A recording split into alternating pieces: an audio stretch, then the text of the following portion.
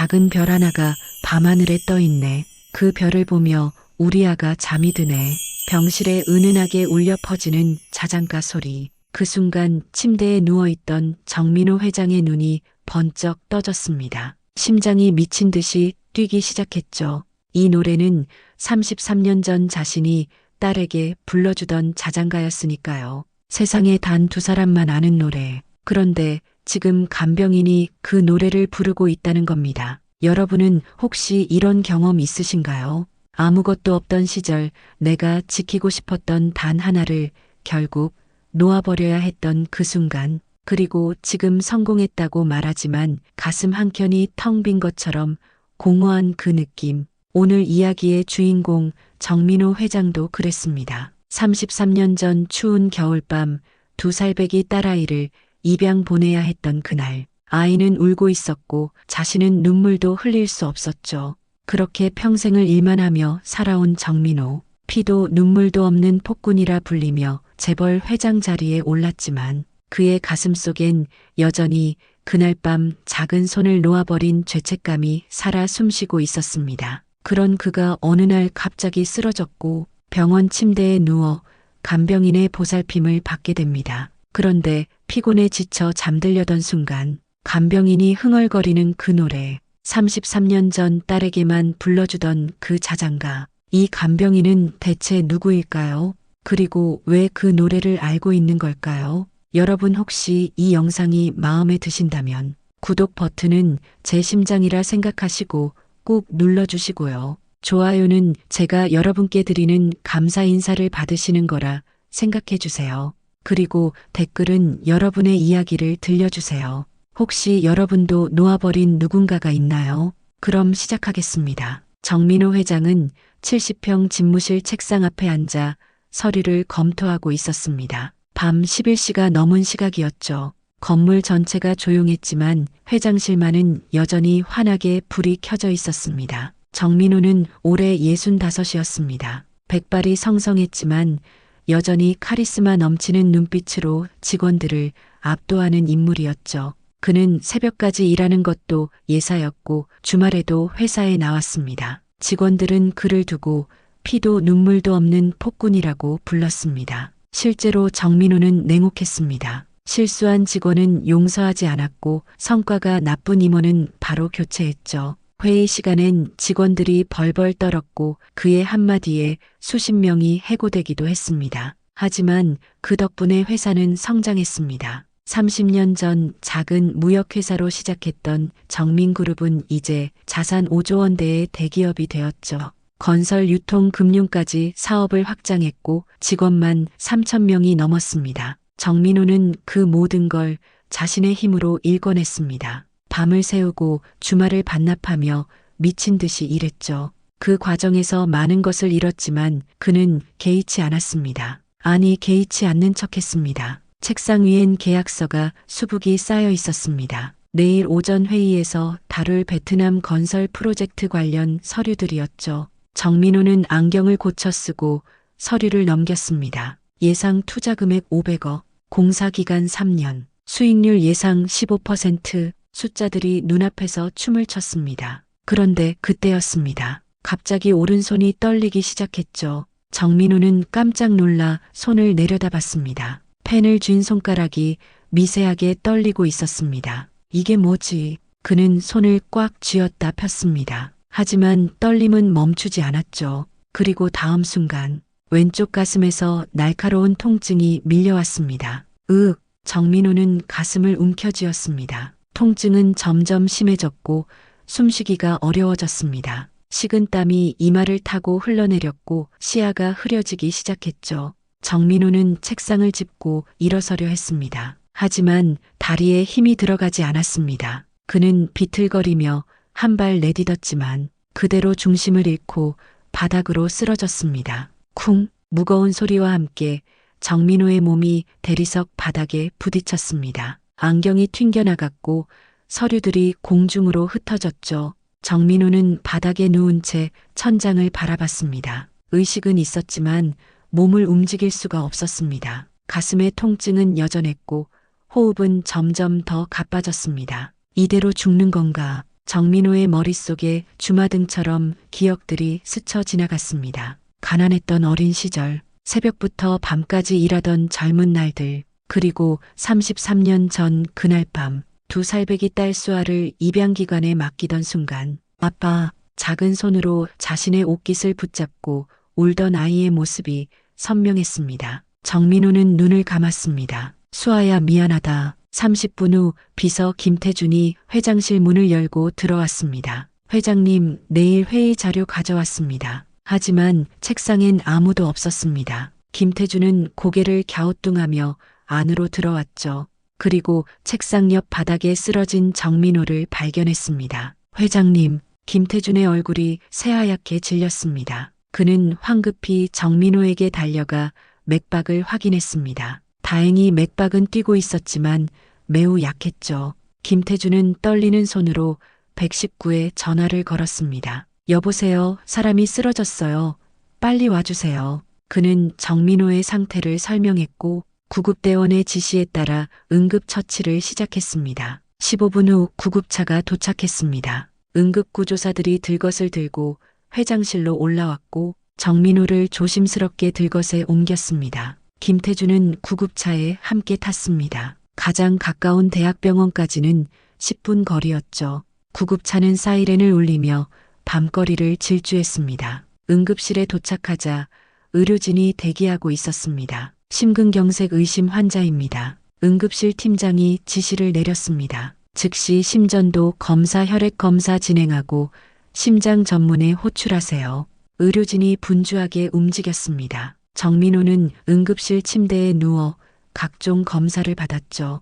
20분 후 심장 전문의가 도착했고 검사 결과를 확인했습니다. 급성 심근경색입니다. 즉시 응급수술 들어가야 합니다. 김태준은 보호자 동의서에 서명했습니다. 정민호는 곧바로 수술실로 옮겨졌고 새벽 1시부터 응급수술이 시작되었습니다. 김태준은 수술실 앞 복도에 앉아 초조하게 기다렸습니다. 그리고 정민호의 가족들에게 연락을 돌렸죠. 가장 먼저 전화를 건 사람은 정민호의 장남 정우진이었습니다. 전화벨이 여러 번 울린 후 정우진이 받았습니다. 뭐야, 새벽에. 정우진의 목소리는 짜증이 섞여 있었습니다. 도련님, 회장님이 쓰러지셨습니다. 뭐라고? 정우진의 목소리 톤이 바뀌었습니다. 지금 어디야? 서울대병원입니다. 심근경색으로 응급수술 중이십니다. 김태준은 침착하게 상황을 설명했습니다. 전화를 끊은 정우진은 침대에서 일어나 앉았습니다. 그의 입가에 미소가 번졌죠. 드디어 기회가 왔군. 정우진은 올해 40이었습니다. 정민호가 재혼한 부인 박소희와의 사이에서 낳은 첫째 아들이었죠. 정민호는 수아를 입양 보낸 지 3년 후 박소희와 재혼했습니다. 박소희는 당시 중소기업 사장의 딸이었고 결혼은 사실상 사업상 연합이었습니다. 하지만 둘 사이는 좋지 않았습니다. 박소희는 정민호가 일에만 빠져 있는 것을 싫어했고 정민호는 박소희의 낭비벽을 견딜 수 없었죠. 그래도 두 아들을 낳았습니다. 정우진과 차남 정현수였습니다. 정우진은 동생 정현수에게 전화를 걸었습니다. 현수야, 아버지가 쓰러졌대. 정현수는 잠에서 깬 듯 목소리가 거칠었습니다. 뭐 진짜로? 응, 심근경색이래. 지금 수술 중이라는데. 잠시 침묵이 흘렀습니다. 형님, 이거 우리한테 기회 아닙니까? 정현수의 목소리는 차분했지만 계산적이었습니다. 그러게, 내 생각도 그래. 두 형제는 잠시 대화를 나눴습니다. 아버지가 회복되더라도 예전처럼은 못할 거야. 그럼 우리가 경영권을 가져올 수 있겠네요. 서두르지 말고 천천히 준비하자. 정현수가 대답했습니다. 알겠습니다, 형님. 전화를 끊은 정우진은 창밖을 바라봤습니다. 밤하늘에 별이 빛나고 있었죠. 그의 눈빛엔 야망이 가득했습니다. 한편 수술실에서는 5시간에 걸친 수술이 진행되고 있었습니다. 의료진은 막힌 혈관을 뚫고 스텐트를 삽입했습니다. 다행히 수술은 성공적이었죠. 새벽 6시 수술실 문이 열리고 집도의가 나왔습니다. 김태준이 벌떡 일어났습니다. 수술은 잘 끝났습니다. 김태준은 안도의 한숨을 내쉬었습니다. 하지만 의사는 심각한 표정으로 말을 이었습니다. 다만 심장 손상이 꽤 심각합니다. 최소 3개월은 절대 안정이 필요하고 앞으로도 과로는 절대 금물입니다. 스트레스 관리도 철저히 해야 하고요. 김태주는 고개를 끄덕였습니다. 알겠습니다. 감사합니다. 정민호는 중환자실로 옮겨졌습니다. 온몸에 각종 선이 연결되어 있었고 심전도 모니터가 규칙적인 소리를 내고 있었죠. 정민호는 마취에서 깨어나지 못한 채 깊은 잠에 빠져 있었습니다. 김태주는 유리창 너머로 정민호를 바라봤습니다. 회장님, 그의 눈가에 눈물이 맺혔습니다. 일주일이 지났습니다. 정민호는 중환자실에서 깨어났지만 여전히 몸 상태가 좋지 않았습니다. 말도 제대로 하기 힘들었고 혼자서는 화장실도 갈 수 없었죠. 의사는 최소 한 달은 입원 치료가 필요하다고 말했습니다. 김태주는 회사 일과 병원 일을 동시에 처리하느라 정신이 없었습니다. 그래서 전문 간병인을 구하기로 결정했죠. 김태주는 병원 간호사에게 물었습니다. 혹시 좋은 간병인 소개해 주실 수 있나요? 경력이 많고 꼼꼼한 분으로요. 간호사는 고개를 끄덕이며 대답했습니다. 윤수림 씨를 추천드려요. 이 병원에서 10년 넘게 일하신 분인데 환자분들 평가가 정말 좋으세요.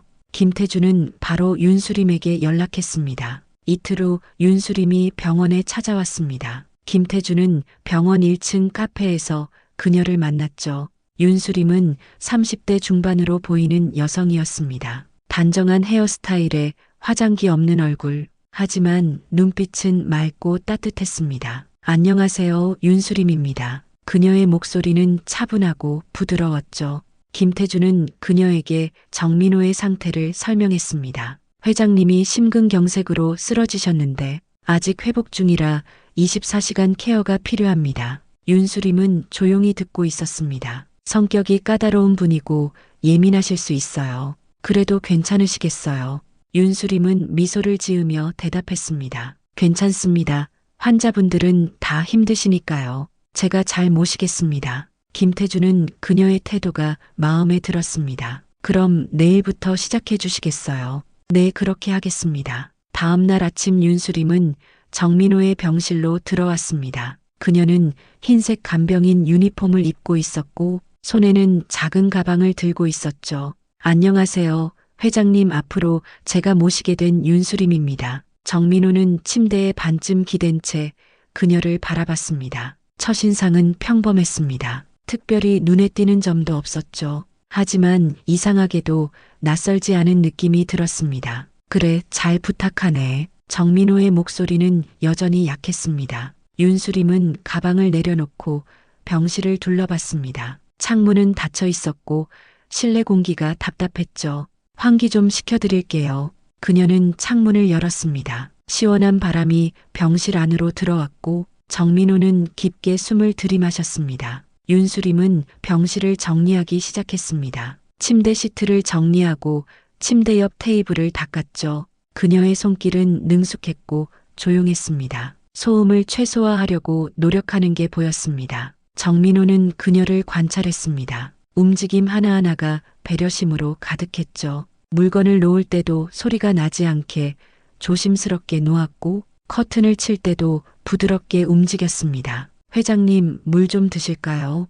윤수림이 물을 따라 정민호에게 건넸습니다. 정민호는 물을 받아 마셨습니다. 물이 목으로 넘어가는 게 느껴졌죠. 윤수림은 정민호가 물을 다 마실 때까지 기다렸다가 컵을 받아 테이블에 놓았습니다. 아침 식사 시간이 되자 윤수림은 배식을 받아왔습니다. 오늘은 죽이네요. 그녀는 죽그릇을 침대 옆 테이블에 놓고 스푼으로 조심스럽게 떠서 시켰습니다. 입 벌려주세요. 정민호는 입을 벌렸고 윤수림은 죽을 떠서 그의 입에 넣어주었습니다. 온도가 딱 적당했습니다. 너무 뜨겁지도 차갑지도 않았죠. 정민호는 죽을 삼켰습니다. 윤수림은 다시 죽을 떠서 식히고 정민호에게 먹였습니다. 그 모습이 마치 어린아이를 돌보는 어머니 같았죠. 천천히 드세요. 급하게 드시면 체할 수 있어요. 윤수림의 목소리엔 진심 어린 걱정이 담겨 있었습니다. 정민호는 그녀의 손길에서 묘한 편안함을 느꼈습니다. 이런 느낌은 처음이었습니다. 평생 누군가의 보살핌을 받아본 적이 없었던 정민호에게 윤수림의 존재는 낯설면서도 따뜻했죠. 식사가 끝나고 윤수림은 정민호의 침상을 정리했습니다. 그리고 정민호가 편하게 누울 수 있도록 베개를 조절했죠. 이제 좀 쉬세요. 윤수림은 병실 구석 의자에 앉았습니다. 그리고 가방에서 책을 꺼내 읽기 시작했죠. 정민호는 눈을 감았습니다. 하지만 잠이 오지 않았습니다. 윤수림이 신경 쓰였기 때문이죠. 왜일까? 정민호는 그 이유를 알 수 없었습니다. 그날 오후 정민호의 아들 정우진과 정연수가 병문안을 왔습니다. 아버지 좀 어떠세요? 정우진이 물었지만 그의 목소리엔 걱정보다는 형식적인 예의만 담겨 있었습니다. 괜찮다. 정민호는 짧게 대답했습니다. 정연수는 병실을 둘러보다가 윤수림을 발견했습니다. 이분은 누구세요? 간병인이네. 정민호가 대답했습니다. 정연수는 윤수림을 위아래로 훑어봤습니다. 무례한 시선이었죠. 윤수림은 고개를 숙여 인사했습니다. 안녕하세요. 정연수는 대답도 하지 않고 고개를 돌렸습니다. 두 형제는 10분 정도 머물다가 떠났습니다. 그들이 나간 후 정민호는 한숨을 쉬었습니다. 윤수림이 조심스럽게 물었습니다. 아드님들이신가요? 그렇네. 윤수림은 더 이상 묻지 않았습니다. 하지만 정민호는 그녀의 눈빛에서 연민을 느꼈습니다. 가족조차 진심으로 걱정해주지 않는 자신의 처지를 윤수림이 알아챈 것 같았죠. 그날 저녁 윤수림은 정민호의 몸을 닦아주었습니다. 따뜻한 물수건으로 얼굴과 손을 닦고 발도 정성스럽게 씻겼습니다. 정민호는 그녀의 손길을 느끼며 눈을 감았습니다. 오랜만에 느껴보는 따뜻함이었죠. 저녁 식사 후 윤수림이 물었습니다. 회장님은 어떤 일을 하세요? 정민호는 잠시 생각하다가 대답했습니다. 건설 쪽 일을 하지. 아, 그러시구나. 윤수림은 고개를 끄덕였습니다. 힘드셨겠어요. 왜 그렇게 생각하나? 건설업은 정말 바쁘고 힘든 일이잖아요. 특히 회장님 같은 분은 더 그러셨을 것 같아요. 정민호는 윤수림을 바라봤습니다. 그녀의 눈엔 진심이 담겨 있었죠. 평생 자신을 이해해주는 사람이 없었던 정민호에게 윤수림의 말은 작은 위로가 되었습니다. 그날 밤 잠들기 전 정민호가 물었습니다. 당신은 왜 이 일을 하나? 윤수림은 잠시 멈칫하더니 조용히 대답했습니다. 누군가를 돌보는 게 좋아서요. 그리고 저도 어렸을 때 많은 도움을 받았어요. 그 은혜를 갚고 싶었습니다. 정민호는 더 묻고 싶었지만 참았습니다. 윤수림은 조명을 어둡게 조절한 뒤 병실 구석 의자에 앉았습니다. 정민호는 천장을 바라보며 생각했습니다. 이상한 사람이네. 하지만 나쁘지 않아. 그렇게 첫날 밤이 지나갔습니다. 며칠이 흘렀습니다. 정민호는 윤수림의 보살핌 속에서 서서히 회복되고 있었습니다. 그녀는 아침 6시면 어김없이 병실에 와서 정민호가 깨기 전에 병실을 정리했죠. 그리고 정민호가 눈을 뜨면 따뜻한 미소로 인사했습니다. 좋은 아침이에요, 회장님. 윤수림의 목소리는 하루를 시작하기에 딱 좋았습니다. 너무 크지도 작지도 않은 목소리, 부드럽지만 또렷했죠. 정민호는 점점 그녀에게 익숙해져 갔습니다. 식사 시간마다 정성스럽게 음식을 챙기는 모습, 약 먹을 시간을 정확히 기억하고 챙기는 모습, 밤늦게까지 곁을 지키며 불편한 것은 없는지 살피는 모습, 모든 게 고마웠습니다. 어느 날 오후 정민호는 윤수림에게 물었습니다. 당신 나이가 어떻게 되나? 윤수림은 침대 시트를 정리하다 멈춰서 대답했습니다. 35이에요. 35. 정민호는 그 나이를 곱씹었습니다. 가족은 있나? 윤수림의 손이 잠시 굳었습니다. 그녀의 표정에 그림자가 드리웠죠. 부모님은 안 계시고요. 혼자 살고 있어요. 정민호는 더 이상 묻지 않았습니다. 하지만 마음 한구석이 무거워졌죠. 윤수림도 자신처럼 외로운 사람인가 보구나. 그날 저녁 윤수림은 정민호에게 책을 읽어주었습니다. 회장님, 책 읽어드릴까요? 무슨 책인데?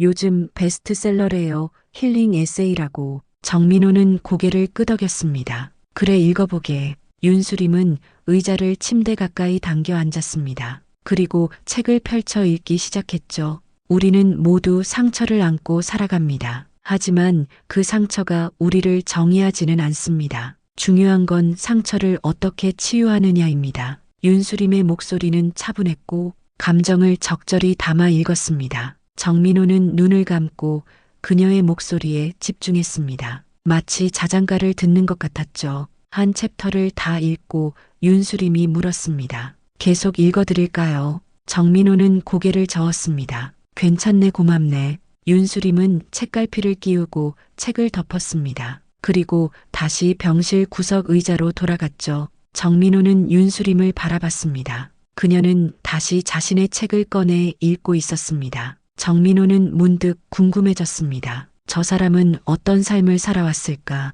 왜 혼자 사는 걸까? 부모님은 왜 안 계신 걸까? 하지만 묻지 않았습니다. 며칠 후 어느 날 밤이었습니다. 정민호는 피로에 지쳐 잠들려고 했습니다. 오늘은 검사를 많이 받았고 물리치료도 받아서 몸이 특히 무거웠죠. 윤수림은 불을 끄고 조용히 의자에 앉아 책을 읽고 있었습니다. 병실엔 침대 옆 작은 스탠드 불빛만 켜져 있었죠. 정민호는 눈을 감고 잠들려 했습니다. 그런데 갑자기 작은 소리가 들렸습니다. 윤수림이 뭔가를 흥얼거리고 있었던 것이죠. 처음엔 거의 들리지 않을 정도로 작은 소리였습니다. 하지만 점점 선명해졌습니다. 작은 별 하나가 밤하늘에 떠 있네. 그 별을 보며 우리 아가 잠이 드네. 정민호의 눈이 번쩍 떠졌습니다. 심장이 미친 듯이 뛰기 시작했죠. 아니 이게 무슨... 이 노래는 33년 전 자신이 딸 수아에게 불러주던 자장가였습니다.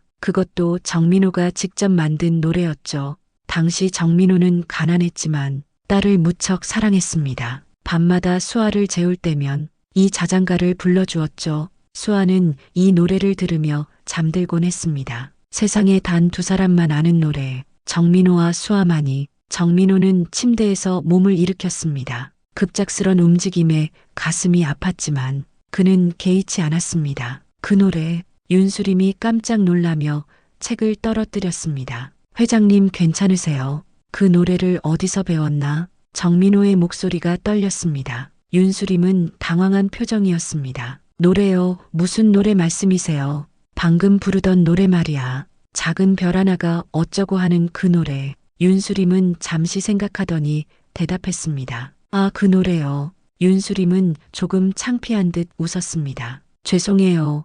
제가 무의식 중에 흥얼거렸나 봐요. 너무 시끄러웠나요? 아니, 그게 아니라. 정민호는 침대 가장자리에 앉았습니다. 그 노래를 어디서 들었나고 묻는 거야. 누가 가르쳐줬나? 윤수림은 고개를 갸우뚱했습니다. 글쎄요, 저도 정확히는 모르겠어요. 어렸을 때부터 알고 있었던 것 같은데. 정민호의 손이 떨렸습니다. 어렸을 때부터. 윤수림은 기억을 더듬으며 말했습니다. 제가 입양되기 전에 누군가 불러줬던 것 같아요. 아주 어렸을 때니까 정확한 기억은 없지만 그냥 이 멜로디가 익숙해요. 정민호는 윤수림을 뚫어지게 바라봤습니다. 입양이라고. 네, 저는 3살 때 입양됐어요. 정민호의 머릿속이 복잡해졌습니다. 혹시 그럴 리가. 아니야. 하지만 의심은 점점 커져만 갔죠. 정민호는 윤수림을 자세히 관찰했습니다. 눈매가 수아와 닮았어. 코끝에 작은 점도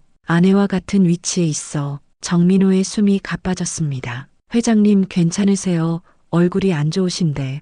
윤수림이 걱정스럽게 다가왔습니다. 괜찮네. 정민호는 손을 저었습니다. 그리고 조심스럽게 물었습니다. 입양은 언제 됐나? 정확히는 모르지만 양부모님이 말씀하시길 1991년 겨울이라고 들었어요. 정민호의 몸이 얼어붙었습니다. 1991년 겨울, 바로 자신이 수아를 입양 보낸 그때였습니다. 회장님 정말 괜찮으세요? 안색이 너무 안 좋으세요. 윤수림은 정민호의 맥박을 재려했습니다. 정민호는 그녀의 손을 잡았습니다. 양부모님 성함이 어떻게 되나? 윤수림은 조금 의아한 표정이었지만 대답했습니다. 김철수, 최명자 부부님이셨어요. 하지만 제가 10살 때 교통사고로 두 분 다 돌아가셨어요. 정민호의 눈에서 눈물이 흘러내렸습니다. 그 후로는 어떻게 됐나? 그 후로는 시설에서 자랐어요. 18까지 보육원에 있었고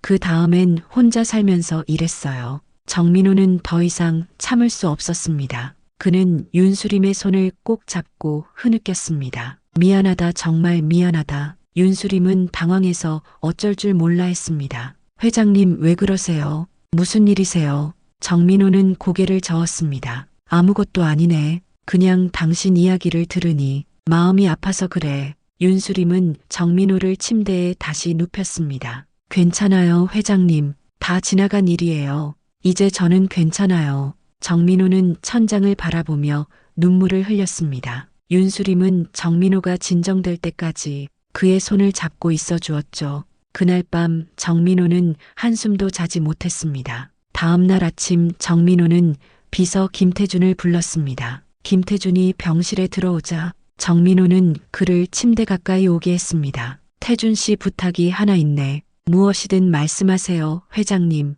정민호는 주위를 둘러보며 목소리를 낮췄습니다. 윤수림 씨를 조사해 줄 수 있나? 자세히 말이야. 김태준은 잠시 놀란 표정을 지었습니다. 간병인 윤수림 씨 말씀이신가요? 그렇네. 김태준은 고개를 끄덕였습니다. 무엇을 조사하면 될까요? 출생 기록, 입양 기록, 양부모 정보, 가능한 모든 걸 알아봐 주게. 김태준은 정민호의 심각한 표정을 보고 더 이상 묻지 않았습니다. 알겠습니다. 빠르게 처리하겠습니다. 김태준이 나간 후 정민호는 침대에 누워 천장을 바라봤습니다. 혹시 정말 수아일까? 아니야, 세상에 그런 우연이 어디 있어. 하지만 자장가, 그리고 입양 시기, 모든 게 일치해. 정민호의 가슴이 두근거렸습니다. 한편으로는 두려웠습니다. 만약 정말 수아라면 어떻게 해야 하지? 윤수림은 평소처럼 정민호를 돌봤습니다. 하지만 정민호는 그녀를 보는 시선이 달라졌습니다. 이제 그녀의 모든 행동 하나하나가 새롭게 보였죠. 아침을 먹일 때 윤수림이 죽을 불며 시키는 모습, 그녀의 눈썹이 미세하게 움직이는 것, 웃을 때 입꼬리가 올라가는 각도. 정민호는 33년 전 수아의 모습을 기억해냈습니다. 2살 수아도 웃을 때 저렇게 눈이 초승달 모양이 됐었지. 점심시간이 되자 윤수림은 병원 구내식당에 갔습니다. 정민호 혼자 남은 사이 그는 서랍에서 지갑을 꺼냈습니다. 지갑 깊숙한 곳에 낡은 사진 한 장이 들어 있었죠. 33년 전 수아의 사진이었습니다. 입양 보내기 전날 찍은 사진. 사진 속 수아는 울고 있었습니다. 정민호는 사진을 쓰다듬었습니다. 수아야, 너였구나. 3일이 지났습니다. 그동안 정민호는 윤수림을 유심히 관찰했습니다. 그리고 확신이 점점 커져갔죠. 말투, 행동, 습관, 모든 게 어렸을 때 수아와 닮아 있었습니다. 특히 긴장하면 코를 살짝 만지는 습관. 수아도 그랬었죠. 그날 오후 김태준이 찾아왔습니다. 그는 두꺼운 서류 봉투를 들고 있었습니다. 회장님, 자료 나왔습니다. 정민호는 떨리는 손으로 서류를 받아들었습니다. 김태준은 조용히 병실을 나갔고 정민호는 서류를 펼쳤습니다. 윤수림 신상조사보고서, 출생연도 1990년 2월 14일, 출생지 서울시 관악구, 생모 이지은 사망, 생부 정민호 추정, 입양일 1993년 12월 23일, 입양기관 서울 은혜의 집, 양부모 김철수 최명자 2000년 사망. 정민호의 손이 떨렸습니다. 수아의 생일이 바로 2월 14일이었습니다. 그리고 이지은은 자신의 첫 번째 아내 이름이었죠. 입양일도 정확히 일치했습니다. 1993년 12월 23일, 크리스마스 이틀 전, 그 추운 겨울밤, 정민호는 서류를 계속 읽어 내려갔습니다. 양부모 사망 후 이력, 2000년부터 2008년 서울 희망보육원, 2008년 고등학교 졸업, 2008년부터 2010년 식당 아르바이트, 2010년부터 2012년 간병인 교육 이수, 2012년 현재 프리랜서 간병인, 특이사항, 정민 장학재단 장학생, 2006년부터 2008년, 간병인 경력 13년, 환자 만족도 최상위. 정민호는 눈을 크게 떴습니다. 정민 장학재단, 그건 자신이 만든 재단이었습니다. 15년 전 정민호는 저소득층 청소년을 위한 장학재단을 설립했었죠. 매년 100명의 학생에게 장학금을 지원했습니다. 그런데 그중 한 명이 수아였다는 겁니다. 정민호의 눈에서 눈물이 흘러내렸습니다. 운명이란 게 정말 있구나. 자신이 모르는 사이에 딸을 도와주고 있었던 것이죠. 서류 마지막 장에는 DNA 비교 분석 결과가 있었습니다. 김태준이 몰래 윤수림의 머리카락을 구해 정민호의 DNA와 비교한 것이었습니다. 친자 확률 99.99%. 정민호는 서류를 가슴에 꼭 안았습니다. 틀림없어. 내 딸이야. 수아야. 정민호는 소리 없이 울었습니다. 33년 만에 딸을 찾았다는 기쁨. 하지만 동시에 죄책감이 밀려왔습니다. 그동안 수아는 얼마나 힘들었을까. 부모를 잃고 보육원에서 자라며 얼마나 외로웠을까. 정민호는 자신을 용서할 수 없었습니다. 그때 문이 열리고 윤수림이 들어왔습니다. 회장님, 점심 드실 시간이에요. 정민호는 황급히 서류를 이불 밑에 숨겼습니다. 그리고 눈물을 닦았죠. 괜찮으신가요? 우신 것 같은데. 윤수림이 걱정스럽게 다가왔습니다. 아니야, 괜찮네. 정민호는 억지로 미소를 지었습니다. 윤수림은 식판을 침대 옆 테이블에 놓았습니다. 오늘은 식사가 좀 나아 보여요. 정민호는 그녀를 바라봤습니다. 내 딸, 내가 찾던 딸. 하지만 말할 수가 없었습니다. 윤수림은 밥을 한 숟가락 떠서 정민호에게 먹였습니다. 정민호는 밥을 씹으며 눈물을 참아야 했습니다. 정민호는 며칠 동안 고민했습니다. 윤수림에게 진실을 말해야 할까? 아니면 그냥 모른 척 지내야 할까? 진실을 말하면 어떻게 될까? 윤수림은 자신을 받아들일까? 아니면 거부할까? 정민호는 윤수림의 말을 기억했습니다. 어떤 이유든 아이를 버리는 건 용서받을 수 없어요. 그녀는 친부모를 찾고 싶어 하지 않았습니다. 오히려 원망하고 있었죠. 정민호는 두려웠습니다. 진실을 말하는 순간 윤수림이 자신을 떠날까봐. 그래서 그는 침묵했습니다. 하지만 침묵은 고통스러웠습니다. 매일 딸을 보면서도 아버지라고 말하지 못하는 것. 윤수림의 손길 하나하나가 정민호의 가슴을 아프게 했습니다. 어느 날 오후 윤수림이 과일을 깎아주고 있을 때 정민호가 조심스럽게 말을 꺼냈습니다. 수림 씨, 질문 하나 해도 될까? 네, 말씀하세요. 정민호는 잠시 망설이다가 물었습니다. 혹시 친부모를 찾고 싶다는 생각 해본 적 있나? 윤수림의 손이 잠시 멈췄습니다. 그녀는 사과를 내려놓고 생각에 잠겼습니다. 예전엔 그랬어요. 어렸을 때는 매일 밤 생각했죠. 왜 나를 버렸을까? 나한테 뭐가 잘못된 걸까? 정민호의 가슴이 찢어지는 것 같았습니다. 하지만 이제는 아니에요. 윤수림은 다시 사과를 깎기 시작했습니다. 왜 그런가? 윤수림은 슬픈 미소를 지었습니다. 나를 버린 사람들을 왜 찾아야 하나요?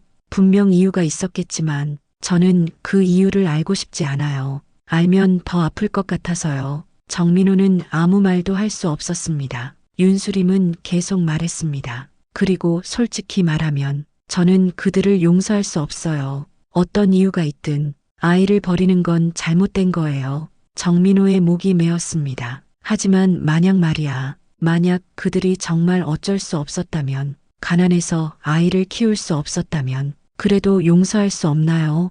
윤수림은 고개를 저었습니다. 가난은 이유가 될 수 없어요. 제 양부모님도 가난하셨지만 저를 진심으로 사랑해 주셨어요. 진짜 부모라면 어떻게든 방법을 찾았을 거예요. 정민호는 더 이상 말할 수 없었습니다. 윤수림의 말 한마디 한마디가 그의 가슴에 비수처럼 박혔죠. 하지만 지금은 다 지나간 일이에요.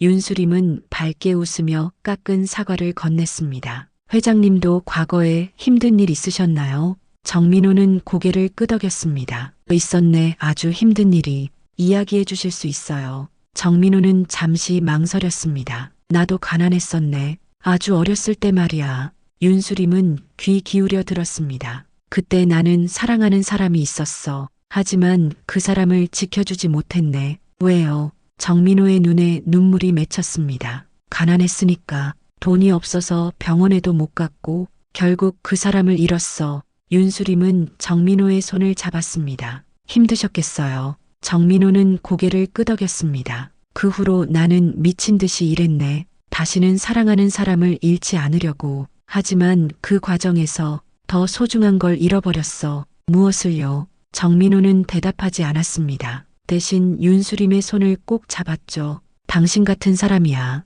그날 밤 정민호는 혼자 눈물을 흘렸습니다. 딸은 코앞에 있는데 아버지라고 말할 수도 없고 33년의 세월이 만든 벽은 너무나 높고 두꺼웠습니다. 며칠 후 정민호의 아들들이 다시 병문안을 왔습니다. 이번엔 변호사를 대동하고 왔죠. 아버지 잠깐 이야기 좀 하시죠. 정우진이 말했습니다. 무슨 일인가? 정우진은 의자를 당겨 앉으며 서류를 꺼냈습니다. 아버지 건강도 안 좋으시고 회사 경영도 이제 힘드실 거 아닙니까?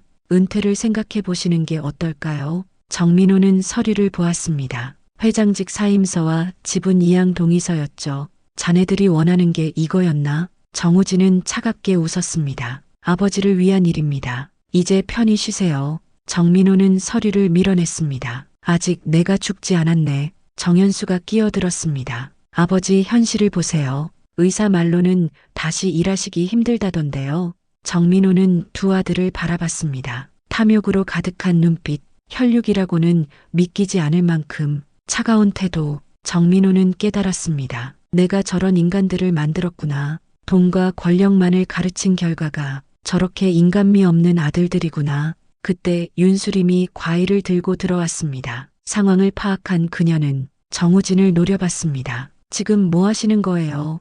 회장님이 아프신데 이런 서류를 들이미시다니. 정우진은 윤수림을 비웃었습니다. 간병인 주제의 참견은 나가 있어. 윤수림은 물러서지 않았습니다. 환자분 보호하는 게 제 일입니다. 지금 당장 나가세요. 정현수가 윤수림의 팔을 잡았습니다. 너 같은 게 감히. 정민호가 소리쳤습니다. 손 놔. 정민호의 목소리에는 분노가 가득했습니다. 정현수는 놀라서 손을 놨습니다. 정민호는 침대에서 일어나 윤수림 앞을 막아섰습니다. 이 사람에게 손대지 마. 정우진이 황당하다는 표정으로 말했습니다. 아버지 간병인 때문에 아들한테 화를 내시는 겁니까? 그래. 정민호는 단호하게 말했습니다. 자네들보다 저 사람이 나한테는 더 소중하네. 정우진과 정현수는 믿을 수 없다는 표정이었습니다. 정민호는 계속 말했습니다. 자네들은 내가 죽기만을 바라고 있지. 하지만 저 사람은 진심으로 날 돌봐주네.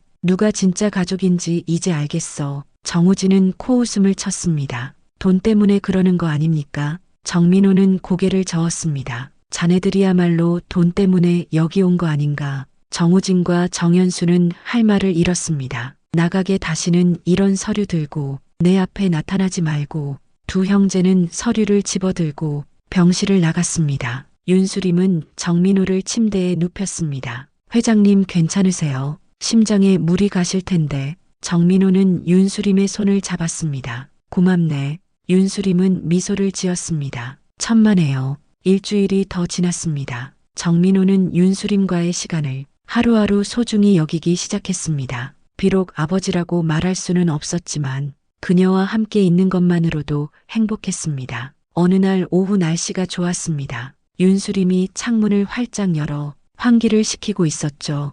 오늘 날씨 정말 좋네요. 햇살이 따뜻하고 바람도 시원해요. 정민호는 그녀의 뒷모습을 보며 미소 지었습니다. 수림 씨는 뭘 좋아하나? 윤수림은 돌아서며 생각했습니다. 저는 산책하는 걸 좋아해요.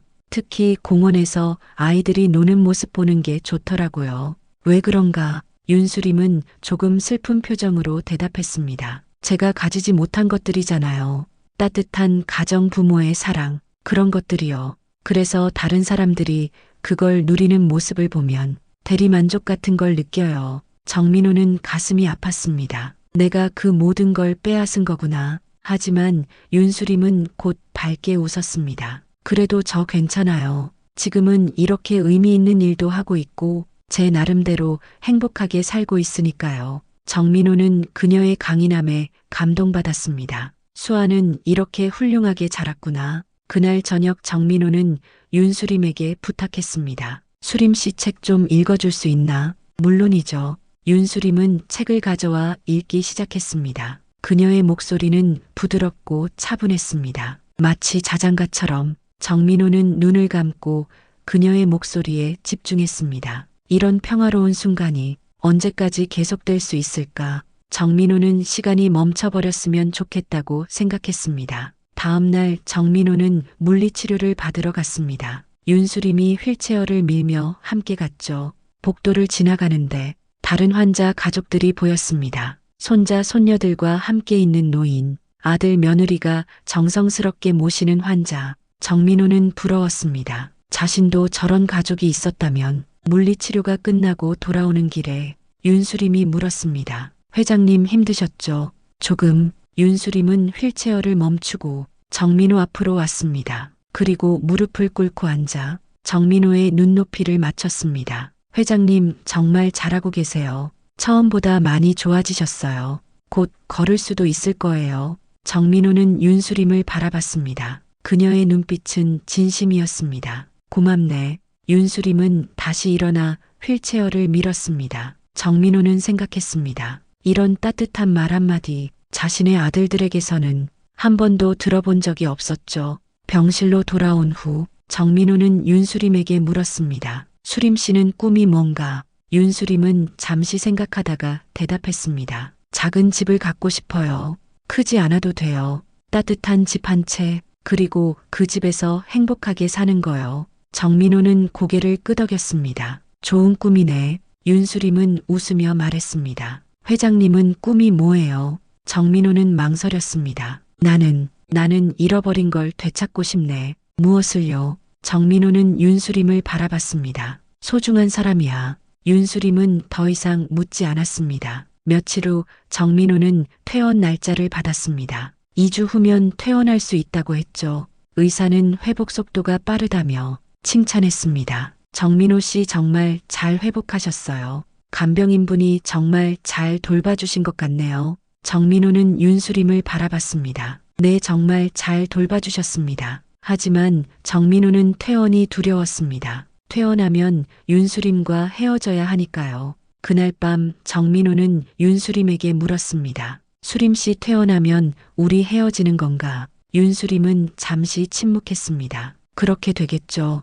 회장님 집에 가시면 제 도움이 필요 없으실 테니까요. 정민호는 가슴이 답답했습니다. 만약 내가 계속 도움이 필요하다면 계속 일해줄 수 있나? 윤수림은 놀란 표정이었습니다. 그럼 저야 좋죠. 하지만 회장님 집에는 가족분들이 계시잖아요. 정민호는 쓴웃음을 지었습니다. 그 사람들은 가족이 아니네. 오히려 당신이 더 가족 같아. 윤수림은 당황한 듯 했지만 곧 미소를 지었습니다. 그럼 제가 계속 모시겠습니다. 정민호는 안도했습니다. 적어도 조금 더 수아와 함께 있을 수 있겠구나. 그날 밤 윤수림은 또 자장가를 흥얼거렸습니다. 정민호는 그 소리를 들으며 눈을 감았습니다. 33년 전의 기억이 떠올랐습니다. 2주가 지나 퇴원 날이 왔습니다. 정민호는 윤수림의 도움으로 병원을 나섰습니다. 김태준이 차를 대기시켜 놓았고 정민호는 윤수림과 함께 차에 올랐습니다. 회장님 집으로 가시나요? 아니, 호텔로 가게. 회장님, 정민호는 단호하게 말했습니다. 집엔 가고 싶지 않네. 그리고 당분간은 조용히 지내고 싶어. 김태준은 더 이상 묻지 않고 호텔로 차를 몰았습니다. 정민호는 시내 한복판 고급 호텔의 스위트룸을 예약했습니다. 윤수림도 함께 머물 수 있도록 2개의 침실이 있는 방이었죠. 윤수림은 조금 부담스러워했습니다. 회장님, 저는 작은 방이면 돼요. 이건 너무 큰 것 같은데요. 신경 쓰지 말게. 정민호는 미소를 지었습니다. 호텔에서의 생활이 시작되었습니다. 윤수림은 여전히 정민호를 돌봤고 정민호는 서서히 건강을 회복해 갔습니다. 일주일 후 정민호는 변호사를 불렀습니다. 변호사는 서류를 가지고 왔고 정민호는 서명을 하기 시작했습니다. 회장님, 정말 이렇게 하시겠습니까? 변호사가 걱정스럽게 물었습니다. 그래, 내 결정이야. 정민호는 회장직 사임서를 작성했습니다. 그리고 회사 지분 중 일부를 정우진에게 이양하기로 했죠. 나머지 지분은 재단에 기부하기로 했습니다. 하지만 한 가지 조건을 추가했습니다. 윤수림을 자신의 딸로 인정하고 그녀에게도 상속권을 주는 것. 변호사는 놀란 표정이었습니다. 회장님, 윤수림 씨는 간병인이 아니었습니까? 그녀는 내 딸이야. 변호사는 더 이상 묻지 않고 서류를 정리했습니다. 그날 저녁 정우진이 호텔로 찾아왔습니다. 아버지, 무슨 생각이십니까? 간병인을 딸로 인정한다니. 정민호는 소파에 앉아 차를 마시고 있었습니다. 사실이니까 그런 거지. 사실이라뇨. 정민호는 정우진을 똑바로 바라봤습니다. 윤수림은 내 친딸이야. 33년 전에 입양 보낸. 정우진은 웃음을 터뜨렸습니다. 하하, 농담하시는 거죠? 농담이 아니네. 정민호는 서류를 꺼내 정우진에게 건넸습니다. DNA 검사 결과야. 정우진은 서류를 받아 읽었습니다. 그의 얼굴이 점점 굳어갔죠. 이건 조작된 거 아닙니까? 조작이 아니야. 정민호는 단호하게 말했습니다. 나는 첫 결혼해서 딸을 하나 두었어. 하지만 가난해서 키울 수가 없었지. 그래서 입양을 보냈고 그 아이가 바로 윤수림이야. 정우진은 믿을 수 없다는 표정이었습니다. 그렇다고 해도 갑자기 나타난 사람에게 재산을 나눠줄 순 없습니다. 왜 안 되나? 그녀도 내 딸인데. 정우진의 얼굴이 붉어졌습니다. 저희는 평생 아버지를 모셨습니다. 하지만 그 사람은 돈 때문에 온 거잖아요. 정민호는 고개를 저었습니다. 자네들이야말로 돈 때문에 내 앞에 나타난 거 아닌가. 정우진은 할 말을 잃었습니다. 정민호는 계속 말했습니다. 수림이는 내가 누군지도 모르고 진심으로 날 돌봐줬어. 자네들은 단 한 번이라도 진심으로 날 걱정한 적이 있나? 정우진은 대답하지 못했습니다. 그는 서류를 바닥에 던지고 호텔을 나가버렸습니다. 정민호는 창밖을 바라봤습니다. 이제 결정할 시간이야. 그날 밤 정민호는 윤수림을 불렀습니다. 수림 씨 할 말이 있네. 윤수림은 소파에 앉았습니다. 네, 말씀하세요. 정민호는 한참을 망설였습니다. 그리고 천천히 입을 열었습니다. 나는 33년 전 딸을 하나 입양 보냈었네. 윤수림은 조용히 들었습니다. 그때 나는 아주 가난했어. 아내는 산후합병증으로 세상을 떠났고 나는 빚더미에 앉아 있었지. 정민호의 목소리가 떨렸습니다. 2년을 버텼어. 하지만 결국 딸을 지킬 수가 없었어. 그래서 입양 보냈지. 윤수림은 정민호의 손을 잡았습니다. 힘드셨겠어요. 정민호는 고개를 끄덕였습니다. 그 후로 33년 동안 단 하루도 그 아이를 잊은 적이 없어. 매일 밤 꿈에서 그 아이를 봤지. 윤수림은 조용히 듣고 있었습니다. 그런데 알고 보니 정민호는 윤수림을 똑바로 바라봤습니다. 그 아이가 바로 당신이야. 수림아. 윤수림은 얼어붙은 듯 움직이지 못했습니다. 뭐라고요? 정민호는 서류를 꺼내 건넸습니다. DNA 검사 결과야. 윤수림은 떨리는 손으로 서류를 받았습니다. 그리고 읽기 시작했죠. 출생일, 입양일 모든 게 일치했습니다. 그리고 DNA 검사 결과 친자 확률 99.99%. 윤수림의 눈에서 눈물이 흘러내렸습니다. 이럴 수가. 정민호는 소파에서 일어나 윤수림 앞에 무릎을 꿇었습니다. 미안하다 수아야. 아빠가 정말 미안하다. 윤수림은 고개를 저었습니다. 아니에요. 이건 꿈이에요. 정민호는 그녀의 손을 꼭 잡았습니다. 꿈이 아니야. 너는 내 딸이고 나는 내 아버지야. 윤수림은 주저앉으며 울음을 터뜨렸습니다. 정민호도 함께 울었습니다. 33년 만에 재회. 부녀는 서로를 끌어안고 한참을 울었습니다. 그날 밤 두 사람은 밤새 이야기를 나눴습니다. 정민호는 33년 전 그날의 이야기를 했습니다. 얼마나 힘들었는지, 얼마나 미안했는지, 얼마나 보고 싶었는지. 윤수림도 자신의 이야기를 했습니다. 양부모님이 얼마나 좋은 분들이었는지, 하지만 돌아가신 후 얼마나 외로웠는지, 보육원에서의 힘든 시절, 그리고 간병인이 된 이후, 새벽이 되어서야 두 사람은 잠들었습니다. 다음 날 아침, 윤수림은 정민호를 다시 보는 눈이 달라졌습니다. 이제 그는 환자가 아니었습니다. 아버지였죠. 아빠. 윤수림이 조심스럽게 불렀습니다. 정민호는 눈물을 흘리며 대답했습니다. 그래 수아야. 두 사람은 다시 한번 껴안았습니다. 일주일 후 정민호는 기자회견을 열었습니다. 그는 정식으로 회장직에서 물러나고 정우진에게 경영권을 넘긴다고 발표했습니다. 하지만 한 가지를 더 발표했죠. 저에게는 33년 전 헤어진 딸이 있었습니다. 그리고 최근에 그 딸을 찾았습니다. 기자들이 웅성거렸습니다. 저는 앞으로 회장이 아닌 한 사람의 아버지로 살고 싶습니다. 정민호는 윤수림의 손을 잡았습니다. 이 사람이 제 딸 정수아입니다.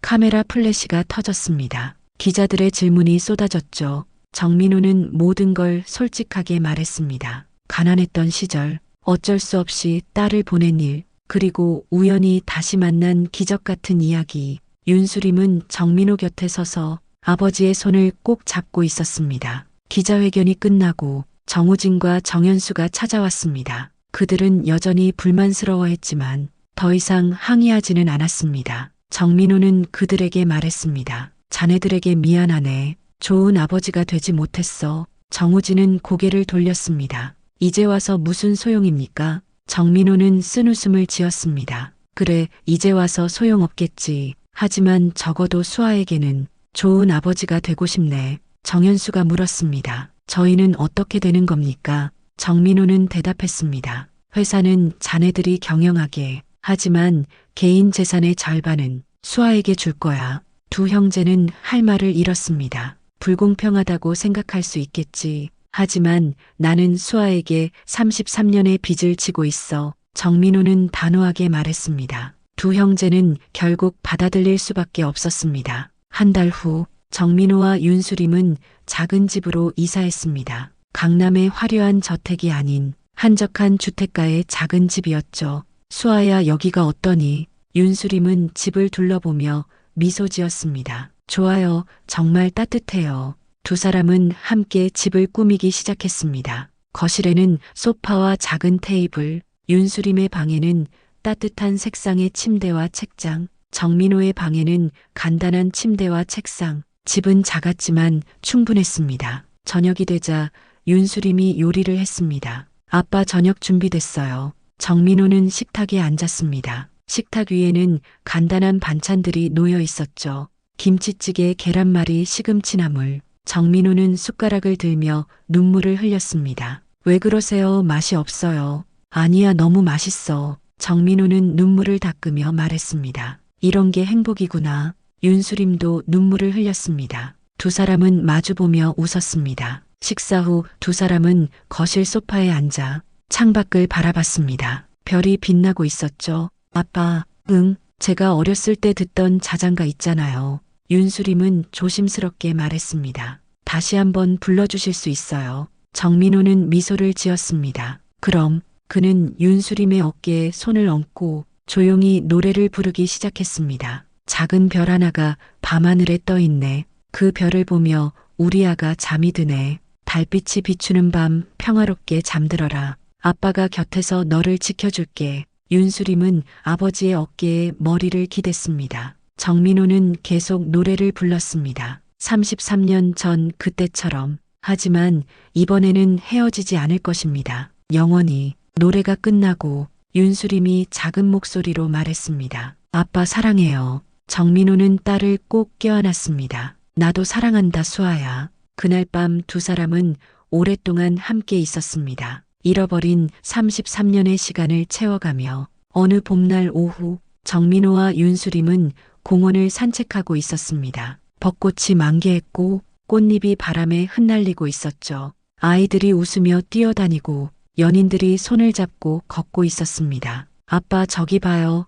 정말 예쁘죠? 윤수림이 활짝 웃으며 말했습니다. 정민호는 딸의 웃는 얼굴을 바라보며 행복을 느꼈습니다. 이게 진짜 성공이구나. 돈도 권력도 아닌 사랑하는 사람과 함께하는 이 순간. 벚꽃 나무 아래를 걸으며 정민호는 윤수림의 손을 꼭 잡았습니다. 수아야. 응, 아빠. 아빠가 이제라도 내 곁에 있어서 정말 다행이야. 윤수림도 아버지의 손을 꼭 잡았습니다. 저도요, 아빠. 저도 아빠를 만나서 정말 다행이에요. 두 사람은 벚꽃길을 따라 걸었습니다. 꽃잎이 두 사람 주위를 맴돌며 떨어졌고 햇살이 따뜻하게 비쳤습니다. 정민호는 생각했습니다. 인생은 참 아이러니하구나. 모든 걸 가졌을 때는 행복하지 않았는데 모든 걸 내려놓으니 행복해졌어. 그리고 가장 소중한 것을 잃어버렸을 때는 찾지 못했는데 포기하고 받아들였을 때 찾게 되었어. 공원 벤치에 앉아 두 사람은 아이들이 노는 모습을 바라봤습니다. 아빠, 저도 언젠가 가정을 꾸리고 싶어요. 윤수림이 말했습니다. 그래, 좋은 사람 만나서 행복하게 살아라. 윤수림은 아버지를 바라봤습니다. 그럼 아빠는 어떻게 하실 거예요? 정민호는 미소를 지었습니다. 아빠는 할아버지가 되는 거지. 윤수림은 웃으며 아버지를 껴안았습니다. 해가 지기 시작했습니다. 노을이 하늘을 붉게 물들였고 두 사람은 집으로 돌아가기 시작했습니다. 집으로 가는 길, 윤수림이 물었습니다. 아빠 후회하지 않으세요? 회사를 그만둔 거. 정민호는 고개를 저었습니다. 전혀 후회 안 해. 오히려 왜 진작 이러지 못했나 후회되네. 윤수림은 아버지의 팔짱을 꼈습니다. 그날 밤 정민호는 다시 한번 자장가를 불러주었습니다. 윤수림은 아버지의 품에 안긴 채 편안하게 잠들었습니다. 정민호는 딸의 머리를 쓰다듬으며 조용히 눈물을 흘렸습니다. 고마워 수아야. 아빠에게 돌아와줘서 그리고 용서해줘서. 창밖으로 별이 빛나고 있었습니다. 작은 별 하나가 유난히 밝게 빛나며 두 사람을 지켜보고 있었죠. 33년의 시간, 그 긴 기다림의 끝에서 정민호는 마침내 진짜 행복을 찾았습니다. 여러분, 오늘 이야기 어떠셨나요? 정민호 회장은 모든 걸 가진 사람이었지만 정작 가장 소중한 걸 잃고 살았습니다. 하지만 그는 용기를 냈습니다. 모든 걸 내려놓고 아버지로 돌아가는 선택을 했죠. 여러분은 지금 무엇을 쫓고 계신가요? 성공, 돈, 명예, 그것들도 물론 중요합니다. 하지만 그 과정에서 정말 소중한 것을 놓치고 있진 않나요? 가족, 사랑하는 사람들과의 시간, 때로는 멈춰서서 되돌아보는 것도 필요합니다. 늦었다고 생각할 때가 가장 빠른 때니까요. 정민호처럼 용기를 내보세요. 오늘 당장 소중한 사람에게 연락해보세요. 사랑한다고 말해보세요. 다음에 더 좋은 이야기로 찾아뵙겠습니다. 구독과 좋아요, 알림 설정 부탁드려요. 여러분의 하루가 따뜻하길 바랍니다.